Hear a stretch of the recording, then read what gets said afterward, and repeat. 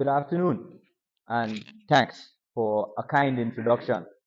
It is my honor, a privilege, and a pleasure to be in the beautiful city of São Paulo and in the beautiful country of Brazil. I have been welcomed here in Brazil like a brother, though it's my first time. So my talk today would be entitled Castballs for Precision Sand Castings. The idea of precision sand is not a term that I made up. It is a term that is conventionally used to describe chemically bonded sand castings and processes primarily used by the automotive industry. So it represents a stronger mold technology. However, the issue of strong indicates a mechanical property for a chemically bonded sand, but what is strong at ambient or room temperature may not necessarily be the case at elevated temperature.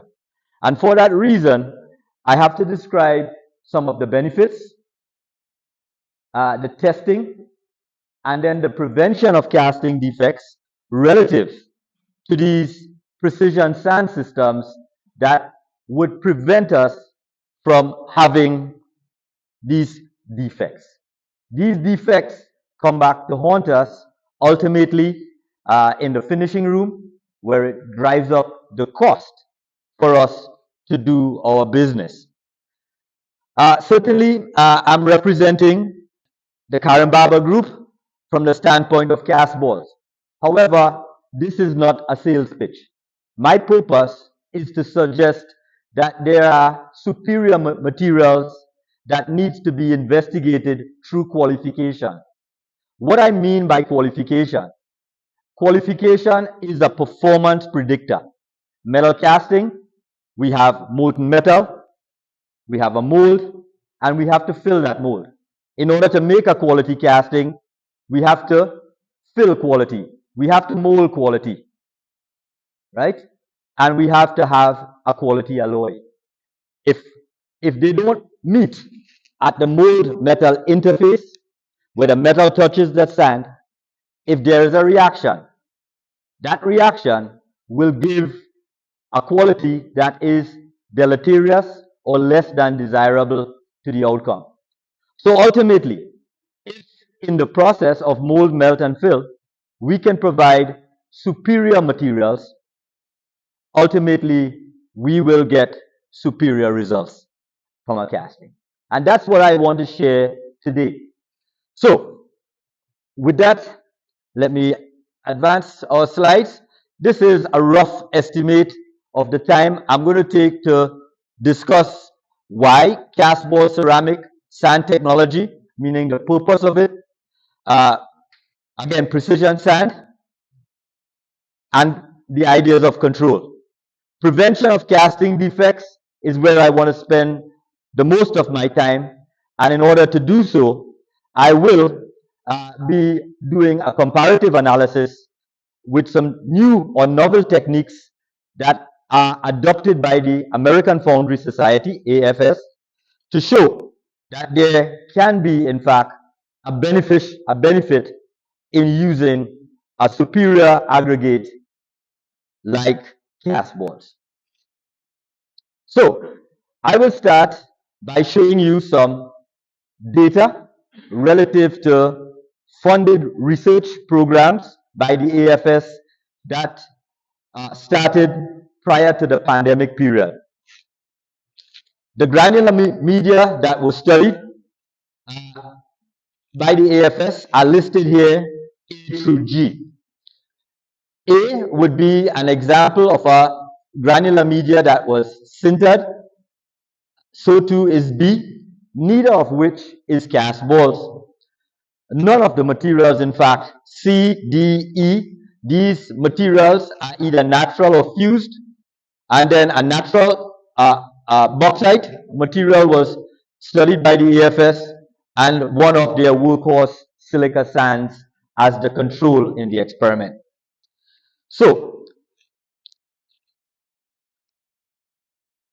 here we are showing you the composition of these materials, the sintered materials, the main point I want to make here, these would be medium to low corundum producing materials as a compound, and the others have relatively low levels. The other descriptions, chemically and physically, for the sands are depicted on the screen. I am going to point out some of the pertinent facts. The AFS tried to maintain AFS grain fineness number around 50 to 60 for comparative analysis.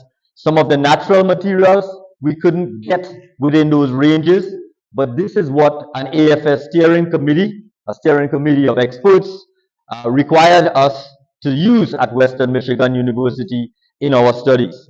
Here we are showing you the pH values on the system relative to, again, neutral, and then bulk densities of the aggregates, the shapes that are also pictured under 100 times magnification. Those are the important facts about the materials that were studied previously. And again, CASTBALL was not considered at that time for this study, right? So a new AFS casting surface quality standard was needed. Why I'm saying this is because when we measure the grain fineness at AFS, that just gives us the average particle size. And then the number of screens is a distribution in foundry work that continuously changes as the sand is depreciated and predominantly gets finer. But when that sand gets finer and finer, it ultimately increases a surface area. And surface area, in my opinion, is a major factor driving strength. But strength is only a property of a granular material that we need in metal casting. But what is metal casting? Metal casting is more than mechanics. It's thermal, it's chemical, it's physical. In some cases, it is even more.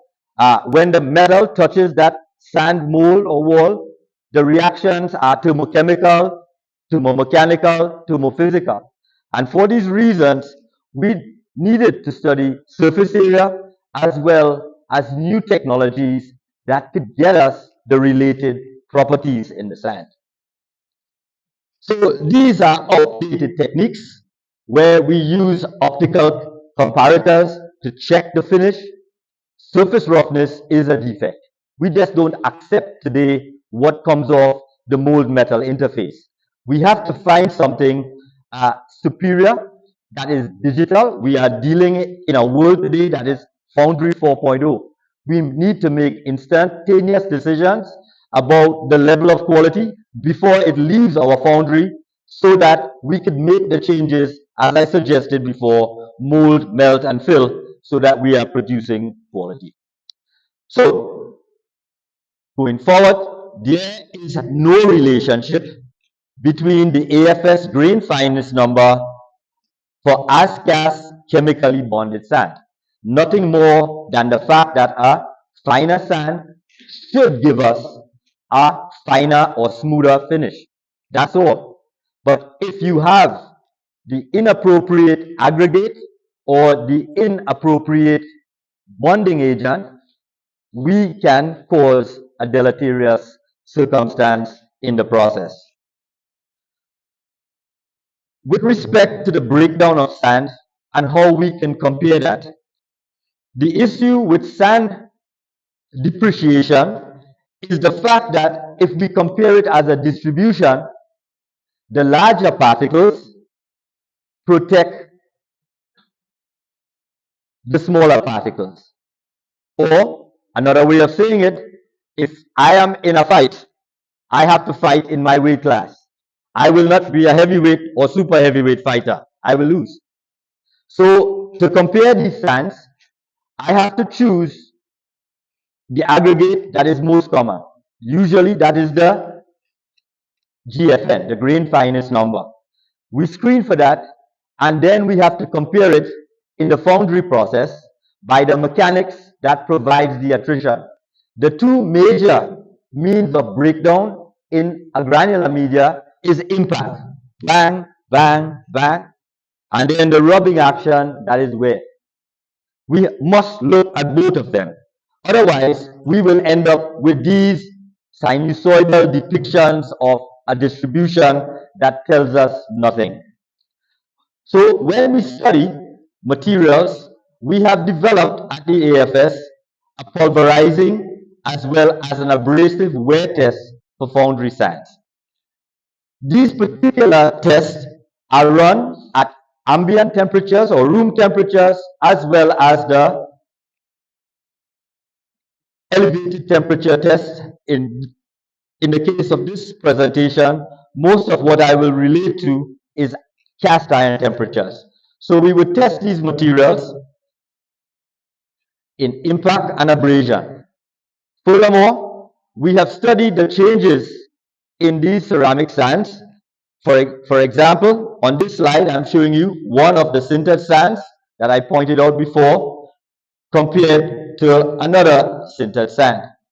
Again, when we look at ambient results, from XRD, we see the level of corundum is still reasonably low. It increases or changes after elevated temperature testing. Still, these levels, even after reclamation, thermal reclamation, cannot increase significantly.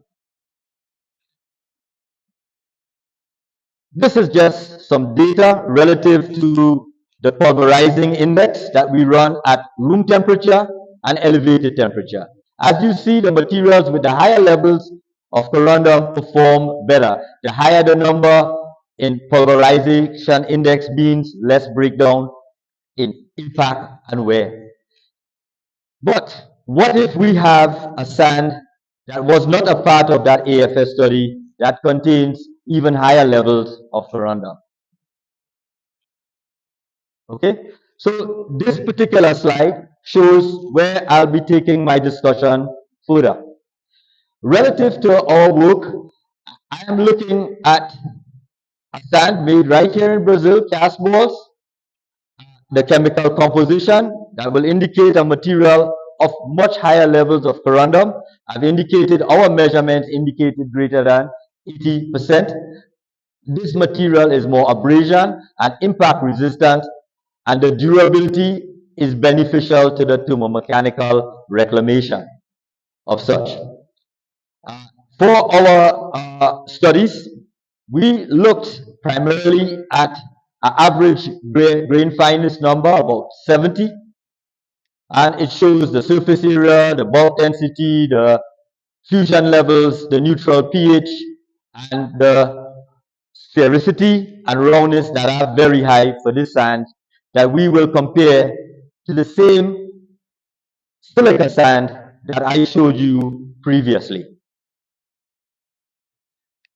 This picture depicts a modern chemically bonded sand operation that you could find in any foundry producing nation, whether it be the US, whether it be China, whether it be Germany, it could be right here in Brazil. These operations are clean room operations, and they allow us to produce these fancy sandcastles with thin sections as thin as 8 millimeters and produce complex geometries. That's what we get, or that's what we need from precision sand casting technologies using chemically bonded sands today. So, some background. The requirements for these precision sand systems for chemically bonded sands, and I'll mention their names right now. Certainly the 3D printing technologies for additive manufacturing, and then the more conventional systems, the hot box systems, such as Shell, the cold box systems, the urethane-based systems, and the no-bake systems, typically for our larger chemically bonded sand casting processes. Okay? But they today are running in some cases without the touch of human hands. But where does the magic in the casting process happen? For us at the AFS, we have a research committee called the MMIR, The MMIR stands for the Mold Metal Reactions Interfacial Committee, and I serve on that committee as a researcher. And I'm here to tell you, we have seen even fine, smooth grain finishes with deleterious or rough surfaces bearing defects such as veins and penetrations that we literally have to spend a lot of money and a lot of time, time is money, in the finishing room to remove. So we have to study where that magic happens. The AFS has many tests currently on the books, but only a few of them are for chemically bonded sand systems. So we get very little information from the chemically bonded sand standards. A performance predicting measure for precision sand systems is needed. That performance predicting measure is something that I will be describing today. It's a casting trial based on the properties of the chemically bonded sands that we get from the laboratory. What are the conundrums? What are the confusions then that we get with chemically bonded sand processing? Where do the does the numbers mean? It means very little if there is not livable variability. Livable variability is relative, but it still has to be low. The variability must come only from the process. It cannot come from the sample, it cannot come from time, and it cannot come from our testing. The variability that we have to measure against quality is the variability of our process. And that we have to determine ourselves within the foundry in terms of what is livable for us. Livable means what my customer is willing to accept. That's what it means. Another conundrum is what we should be measuring. I believe these should be dynamic properties. The dynamic properties are properties happening in near real time from the metal casting process that gives us engineering property data that is thermomechanical, thermochemical, physiochemical, etc. When should we measure? Should we be measuring hourly, daily, weekly? I am suggesting we need to be getting this data at line speed. We need to be getting smart data. Smart data is not just digital data. It has to be coming from the process in near real time. We can't use yesterday's data. Yesterday's data about our foundry systems is legacy. It's not going to help us with the changes in our environment, with our materials that are today. And we need to be responsive for these casting defects in the foundry and before they leave our foundry to cost us warranty or guarantee complaints. Where should we measure? Again, I've mentioned this before, but I'll say it again. In the process at the mold metal interface. Why? Because that's where the magic happens. The purpose for precision sand testing is a quality process control program that we are looking for in the foundry, something that we need data for that allows us to tell us what the next casting will look like. We want to predict when a defect or shift might happen, and we need the data to do so. Casting defects, the characteristics of the chemically bonded sands are altered from what we produce at room temperature to what sees elevated temperatures at the mold metal interface. Certainly, the quest for consistency. What the quest for consistency is simply the idea of us producing the same level of output with the same center, the same amount of livable variability, and the same distribution for that process. 8 a.m. when we start work, 9 a.m., 10 a.m., and so on and so forth throughout the day. Technology and sustainability is crucial to our world. We live in a green country. You live in a green country here in Brazil. We want to keep it that way. And certainly we want the foundry industry as well. So it has to find a symbiotic relationship. New materials like CASTBALLs has to be studied with this purpose for a beneficial reuse and a sustainable end to our manufacturing. Other materials that are ceramic based that are in conjunction would be coatings, sleeves, filters, or other blends of sands, binders, and internal additives. Typically, what I mean by that, there are external additives like refractory coatings, but today there are people selling you all sorts of magic compounds that you can mix in with the sand. In my opinion, we have to question whether that benefits us the next time we use that sand. So, we have to consider the input boundary conditions for solidification simulations. Here at the conference, I saw good papers relative to that technology. Most foundries use the models of simulation, but simulations is a model. I believe all models are wrong. It is a mathematical representation of what is reality. It's not reality. Testing is reality. But nobody makes money from testing. But testing gives us the data. We need the right data from our materials. And this is why we need initial tests about the materials that we use. And if we can get that data, we can use that data that is missing right now from simulation solidification. Certainly, the simulation solidification excels with the metallurgical properties, but what is missing is data about our sand binder systems. And for that reason, that model is wrong. But models like simulations are useful. But ultimately, my purpose today is also to save you some time and money, because if we get enough, or what I'll call big data, from our processes that are in control, we can stop testing. I'm not ready to stop testing today, but when we have that, we will be able to. The technological implications for chemically bonded sands is cost. That's what I'm pointing out here. Excuse me, let me go back.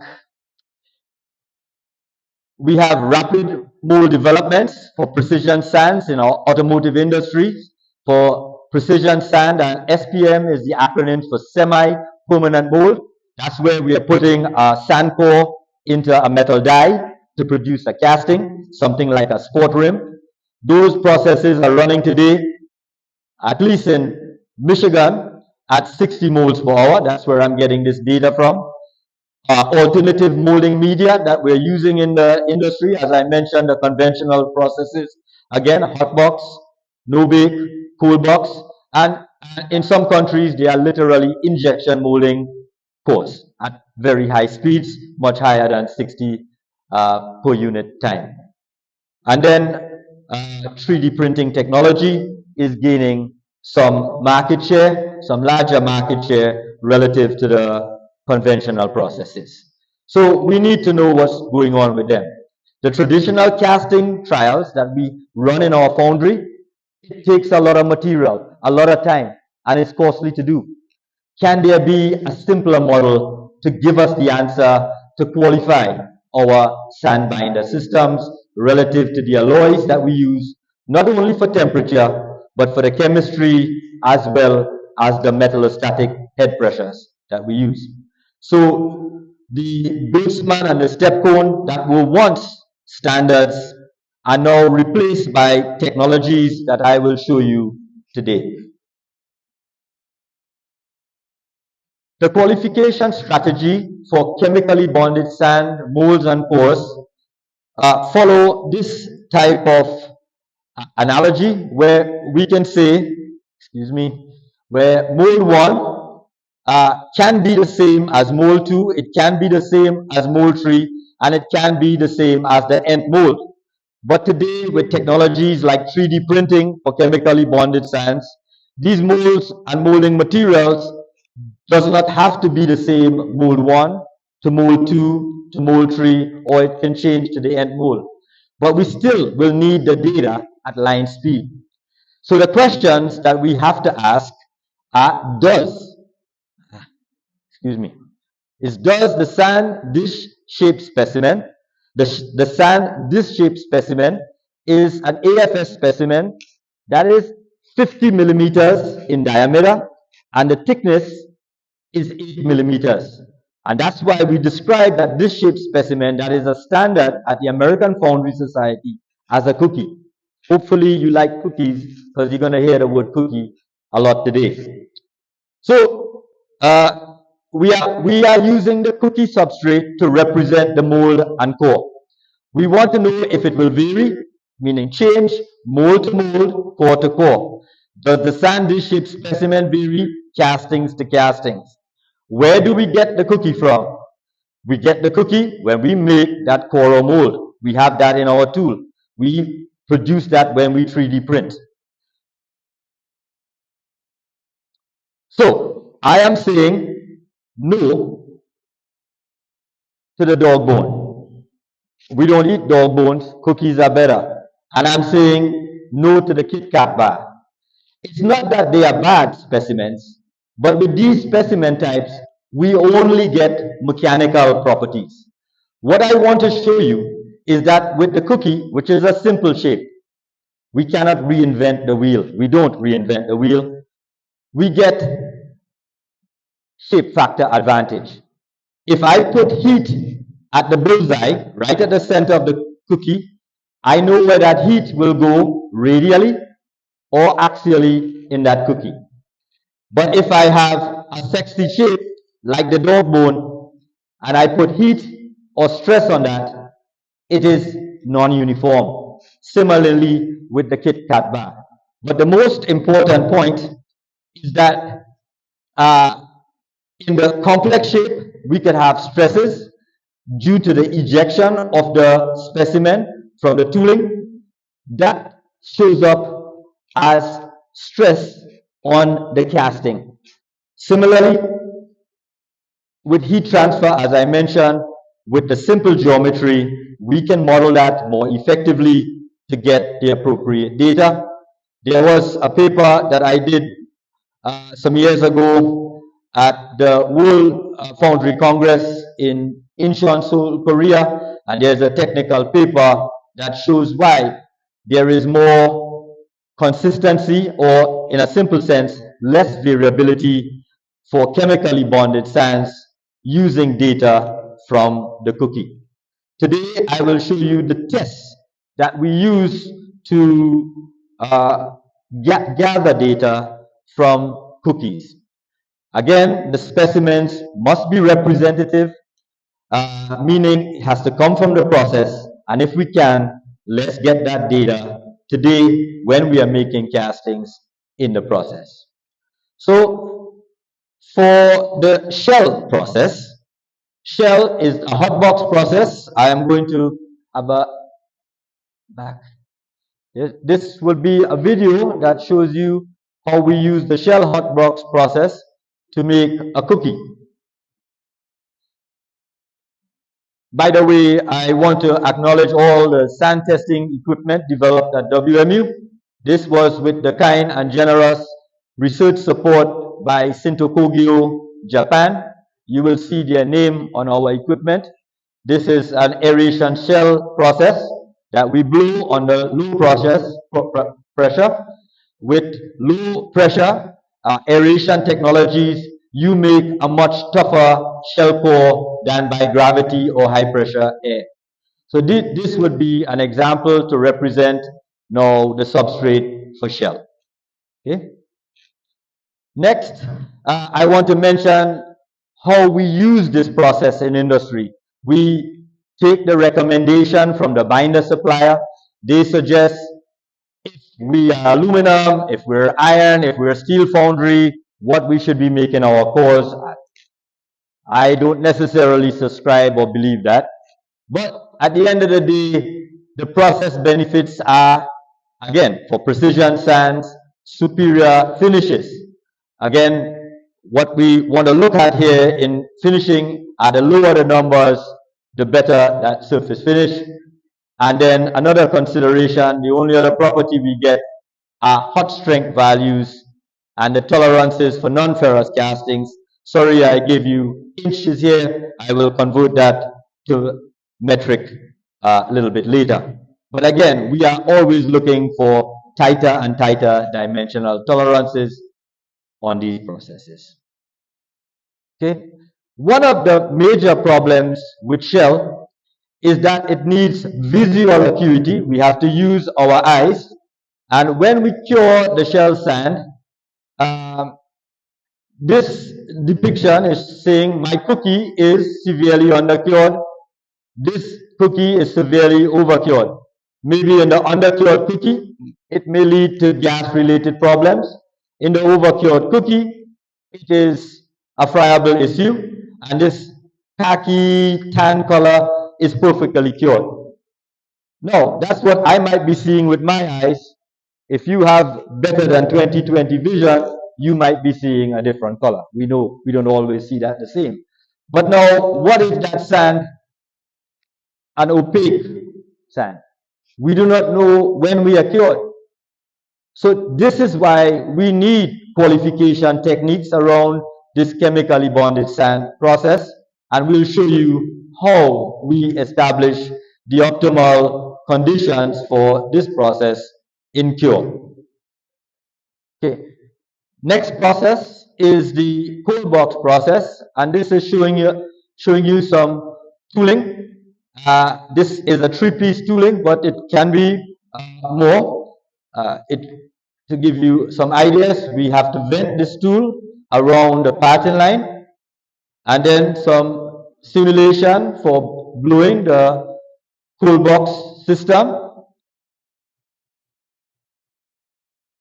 We can predict the density from simulation and look at the blow pressures through gassing those cores, and then the curing and curing front progressions as we purge the catalyzing gases through this system. Okay. Ultimately, we will produce our cookie cores.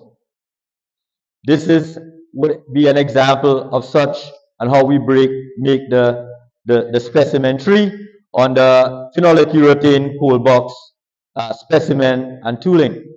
However, there are many foundry customers in the US or other places that have made their own tooling. This is a video. No, back. Video.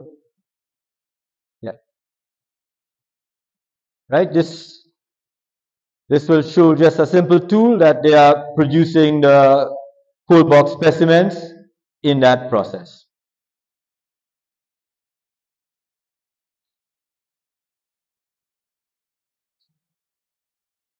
Okay, and you see.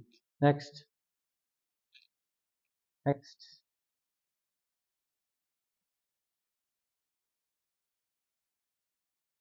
Okay, this is a video as well. This is the no-bake PEP set process. In this particular case, the tooling is even simpler.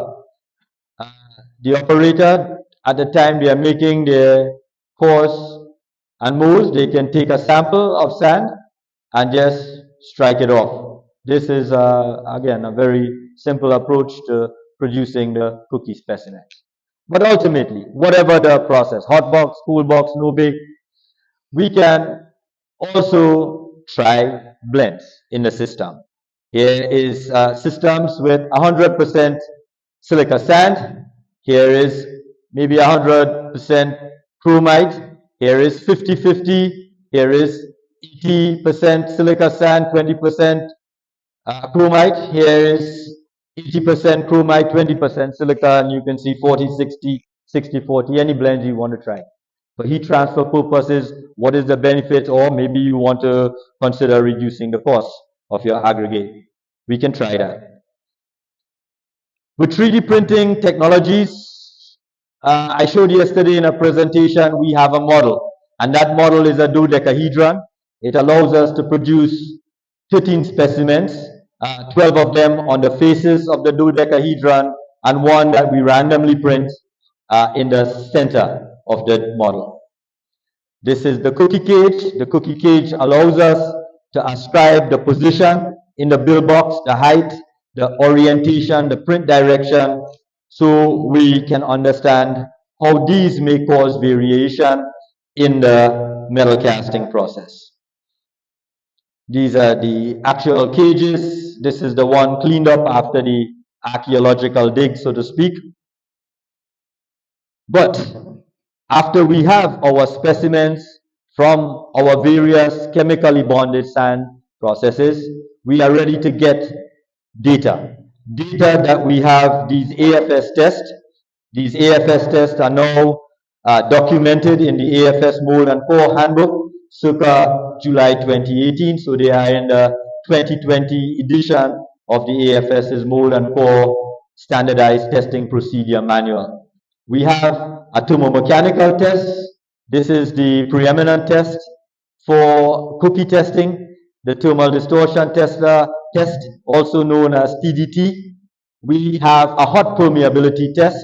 The reason that we run the permeability test hot is because at ambient, the permeability is only telling us how fine or coarse our sand grains are. But when, again, the metal meets the mold or the heat touches the cookie, we now see either a condensation layer or a gelatinized layer blocking the interstitials of the sand grain that will reduce the venting characteristics or the permeability of the sand. We have 5-minute techniques, meaning in 5 minutes we can get the total organics, the volatile chemicals, as well as the moisture measured in your specimens, and to characterize the impact strength of the cookie at room temperature. This particular test can tell us the strength of our mold and cores. Why we look at impact for toughness is because in shakeout, we need impact energy, and the impact energy after the retained strength will give us the amount of joules required for shakeout if needed for that mold or core. The abrasion test is a test representing the friable losses or the level of cure on the sand.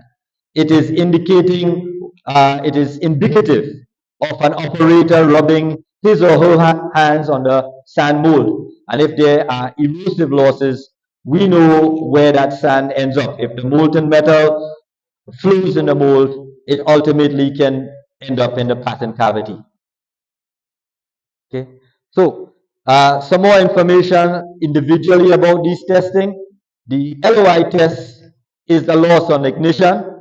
The AFS test typically takes 3 hours, 2 hours at 1000 degrees C, and then we have to cool that specimen off before we can take the weight again. And the thermogravimetric measurement indicates the LOI. That is too long.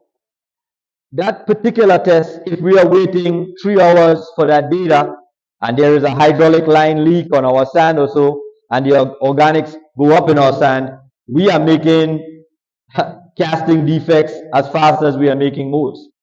So the technologies developed at Western, again, our major funding agency, as you see here, would be Sinto. They have automated this technology, and they have this equipment available in Japan for fast LOI testing. In more recent times, just this year, at Western Michigan University, we have modified this technology so that we can measure the organic compounds as well as moisture all within the same time period of 5 minutes. So again, I will forego the explanation of the computer data acquisition, but what is happening, we ramp up to the AFS standard test temperature and we look for that data to flatline before we change and check the mass again to ramp up the temperature to measure the VOCs and then the LY. So we check moisture. The moisture indicates dry sand. We move and we measure the VOCs, and then we measure the total organics of the sand system. And again, this today can be achieved in 5 minutes as an AFS standard.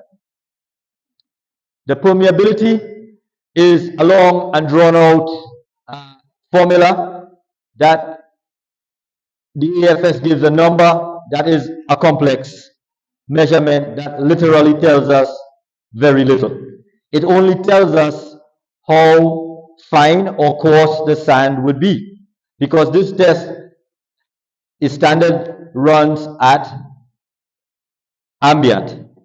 So it forces 2000 centimeter cube of air through the specimen, and the time ultimately that it takes for that to happen is the permeability number. I will show in a video how we run this test using the MQI modified. Can we play the video?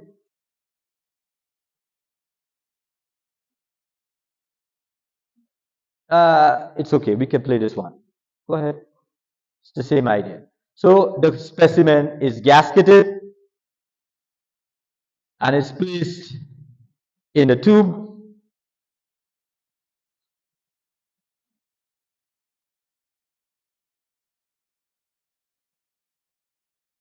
This is the laboratory test. We are working to automate this technology as well. And again, we are looking at what is 2000 centimeter cube of air going through that cookie. That will generate the permeability number according to AFS. But then we will use the MQI test, which is a mole quality index standard, based on a pressure of air and the resistance to the pressure of that air from traveling through the specimen, that we get a direct number. What we have done, we have collected this data to find that there is an inverse relationship between permeability and the MQI values. And this now will allow us to measure more important characteristics of the sand that we could use as property data, such as Darcy's numbers. But what is more important about the permeability is the fact that we can do it hot. And with hot permeability, we will get an indication of how the venting characteristics drop at the mold metal interface. Can you play the video on this? This is the disc transverse strength test. This transverse strength, we don't place a lot of importance on this, but it does give us the mechanics. Why I say we don't place importance is because not too many cores or molds fail in compressive shear. More of it is impact. So we prefer using this technique to show how we get the energetics to break that cookie before heating and after heating. Before versus after will give us an indication of whether that core in the mold will shake out. And the reason for this is if we are shaking out all day, we're not making any money. It's a productivity issue. Okay. We have automated this test as well. So this could be inline. This is a video, but I'm going to skip this over for the sake of time, just to show, just to move us along. This is the abrasion test. This is the one that tells us about the level of cure in the sand or the friability of the chemical binder system.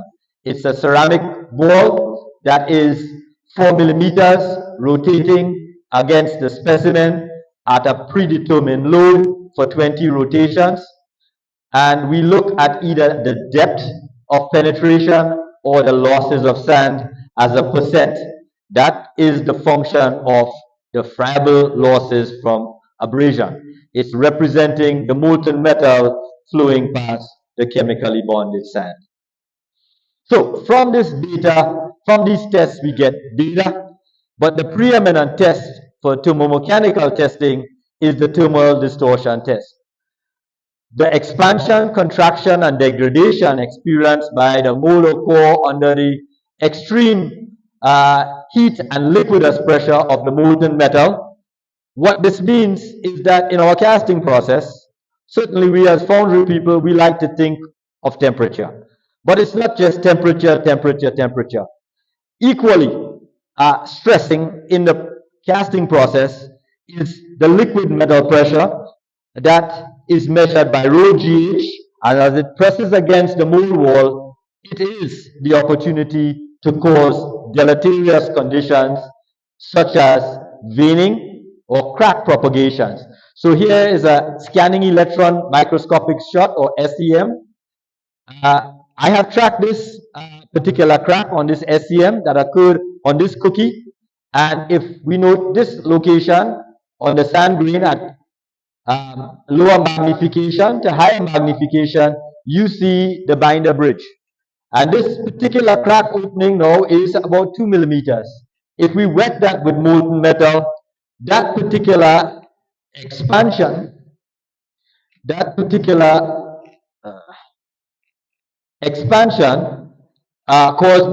cause oversizing of the casting, but the distortion issues related to that crack can be penetration, vein, rat tail defect in the casting. So this is what a rat tail would look like, a fin. That's what we may need to grind off in the finishing room or do some grinding or machining on these surfaces to improve the surface quality. So how the thermal distortion test works is that we can support the specimens circumferentially 1 millimeter around the circumference, and that periphery is held on a gimbal to self-align and self-center the cookie against the hot surface that is 20 millimeters in diameter. The test duration is depicted through simulation analysis of the casting. Typically, high head pressure castings take a longer time to solidify, but that is important in this process. And our test temperatures, we can go up to 1450 degrees C if we are representing iron. In this case, we were looking at a copper-based alloy, so the test conditions were closer to 1000 degrees C, or if it was an aluminum alloy, we would look at head pressure against an aluminum temperature like 700 to 760 degrees C. And this is how our mechanics or thermomechanics would relate. To show you this in a cross-sectional view, the neutral axis is not what is important, it's the rotational axis of where is the cookie hot surface interface that would represent the mold metal interface in casting, and we're delivering the head pressure against that. So if the cookie is moving away from the hot surface, that would represent pure expansion, a curve moving up. If the cookie sags around the hot surface, it would result in plastic deformation, up and then downward movement. So there's a video here to show you. Okay, so the cookie is loaded on a gimbal and it's brought in direct symmetrical contact to the hot surface. That is the alloy temperature superheat, and we are tracking the temperature on the back side and at the hot surface. The cookie is nominally 50 millimeters in diameter, so we could track in real time its movement radially as well as axially. So what we are trying to do is get data 3D for temperature and dimension of the cookie in this test. The cookie does remain intact so that we could evidence additional data through observations using a macroscope, a 3D macroscope, to get surface roughness data, to get volumetric change data, and to get loss data relative to sand. So this is what the specimen will look like before the test.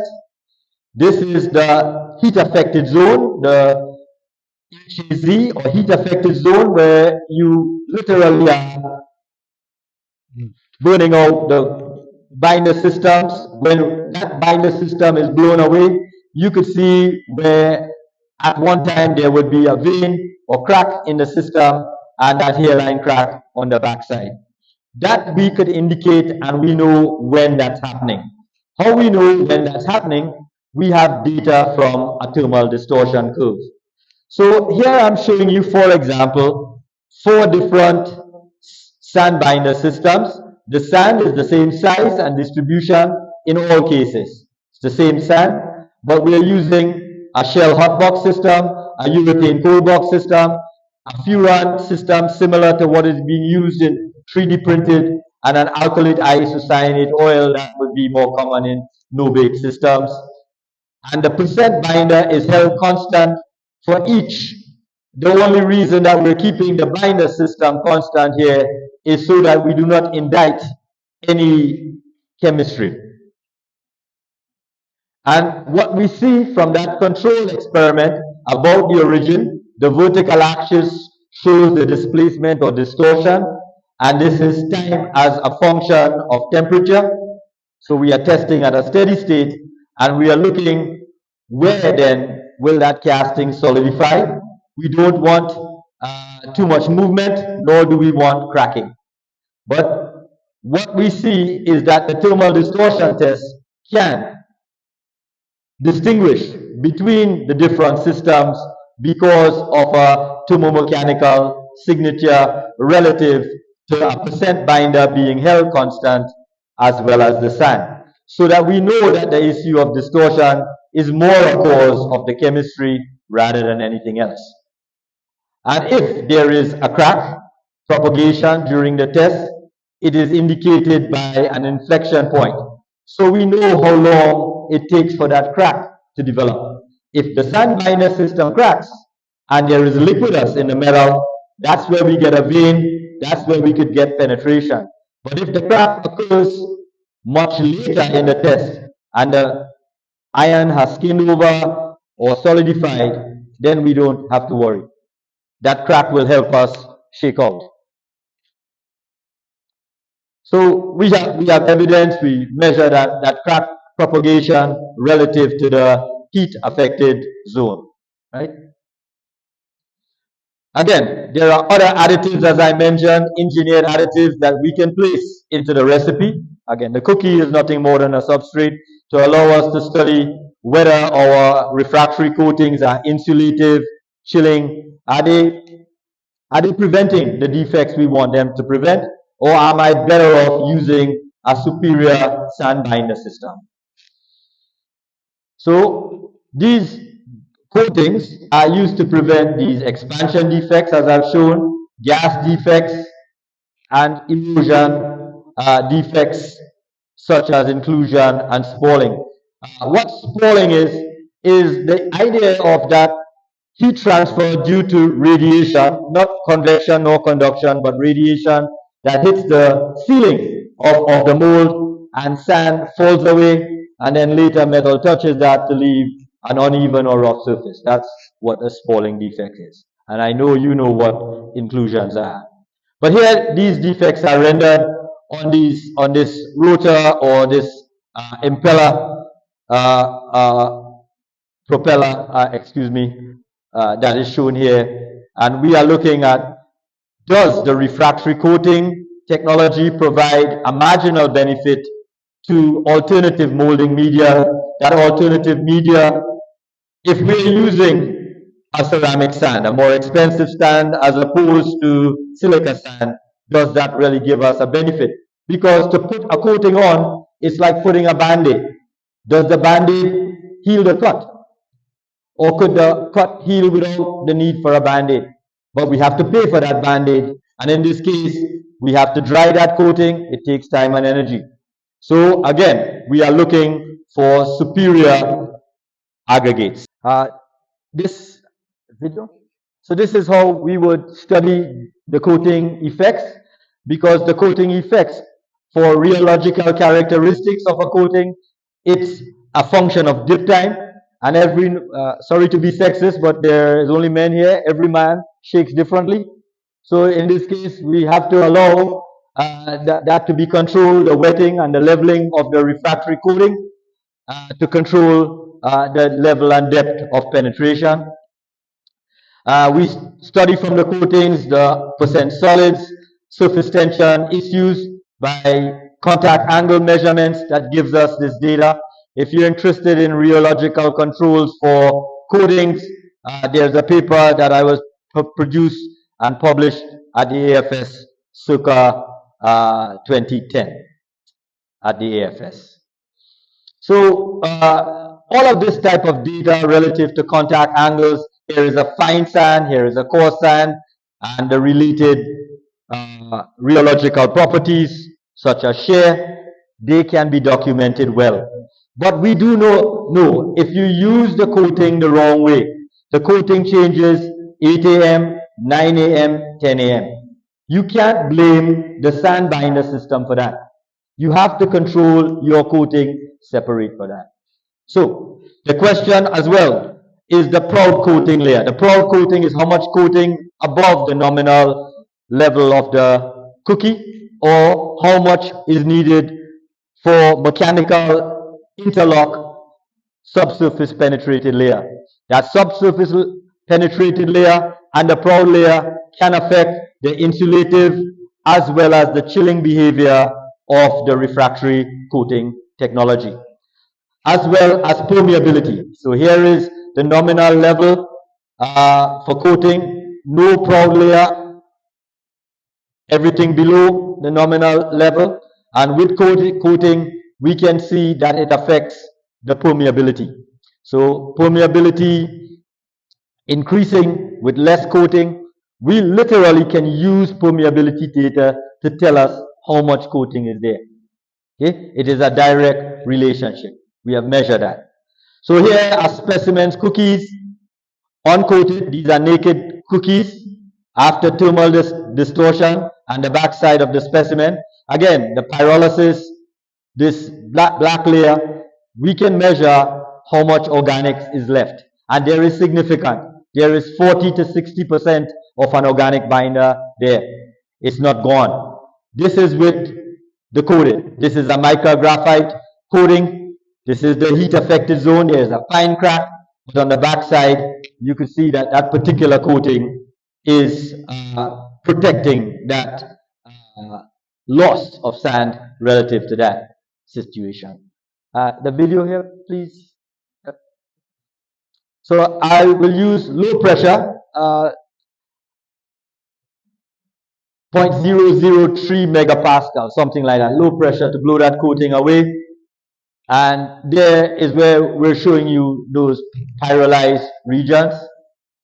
So when we study the cookie with 38% solids in the coating, you see that it is remaining intact. So less coating can be more. What is happening here with a significantly proud layer, gas development under here, under this layer, under the layer of coating that is proud, is causing delamination and distortion to that sand binder system at 42% solids. So the question is, does the coating work? And what we are looked at, again, this is for a specific coating, micrographite. Uncoated in blue, 42% solid, a lot of coating to low coating levels. The coatings, in this case, as a chill coating, is not preventing distortion. Here is the origin. This is expansion. After 20 seconds, there is plastic movement of the cookie. Starts to move. So we have to engineer the sand binder system with the cookie to prevent that coating. With ceramic sands, we have seen, and I've shown yesterday in work, that the ceramic sand materials are thermally stable and they literally hug that origin line. It's expansion and then plastic deformation, and this is how we track the distortion. But the foundry engineers are never satisfied with laboratory data. All that I've mentioned is property data that we need to feed our simulation models. And now we have developed casting trials. Can you play the video on the left? Next, back. Yeah, this one. This is the one that we use for studying erosion. So there are cookies under this head. We deliver that metal at a turbulent fill. We want to achieve half a meter per second because we have data to show that at that velocity that can cause turbulence, we can have erosive loss. So we have the model to support our abrasion loss predictors. Similarly, we can test the video. We can test what we call the surface defect model, or better known as the cookie and donut model. This cookie and donut model allows us to put different recipes around the donut and test to see now if we section the interface, if there is a vein, if there is penetration, we could see that against the cookie. Okay. Let me just back up here. So we are controlling the chemistry of the alloy. This trial is for a given alloy chemistry. And the superheat temperature, the temperature that we pour from, the head pressure is controlled. We know what rho GH is for various recipes that we can have: a silica sand, a ceramic sand, a blend, etc., a coated sand, and we study it in the same mold. This is how we look at shakeout. We put a known amount of energetics, and on the design, the core print allows the sand to fall through. If it remains, we understand, again, from the retained strength, whether or not the sand binder system will lend to these productivity measures for shakeout. Okay, so here I'm showing you a cookie in the donut that shook out, one that didn't. We have this evidence. We can qualify, as I mentioned, whether the systems are urethane cold box, no bake, 3D printed, hot box. We can do that. This is the macroscope that I spoke of. This is a non-contact instrument that gives us the surface roughness, the volumetric changes for losses, and we can do this measurement at room temperature for the cookie or elevated temperature for the castings, where we could see a defect here like a vein or penetration vein, etc. we can pick up. So when we have the data from the lab test, impact strength, retained strength, abrasion, thermal distortion, etc., we also have the mold metal interface or the cookie metal interface represented here. In this case, it's iron. I'm showing you silica sand, ceramic, shell, ceramic sand. We have the surface roughness in the systems, and here is steel. This is a ceramic sand. This is a chromite sand. Not CASTBALLs, not CASTBALLs. This is other systems that we tested. But now I do want to show you some results relative to this qualification performance predictor of silica sand versus CASTBALL in such an experiment. So the typical properties of the sand that I'm using, again, in this particular case, the silica sand, high levels of silica dioxide. I don't know if your silica levels are this high even in Brazil. This is probably some of the best that we have in the US, but the ceramic sand, CASTBALLs from Brazil, high corundum materials are shown and depicted here. Okay. Now, I have collected the data on the surface roughness. The silica sand, urethane coal box, silica sand, urethane coal box, cast balls. Silica sand, round grain, shell, cast balls, shell, 3D printed silica sand, cast balls 3D printed. All the same GFN size, distribution, surface area about the same, but after these cores were made, we track the surface roughness. So we measure. As I mentioned to you, when metal touches the surface, it should get better, meaning we get a lower number. If the number goes higher, we know we have a mole metal interfacial reaction. So look at what is happening. We perform these tests that I showed you before. We have the data. I can share this data, or the Curimbaba group, Mr. Peter can share all this data we have given him, save us some time. We have run the thermal distortion test like I showed you before, and we got all the laboratory data. Here in the silica sand, the ceramic sand, you see what's happening.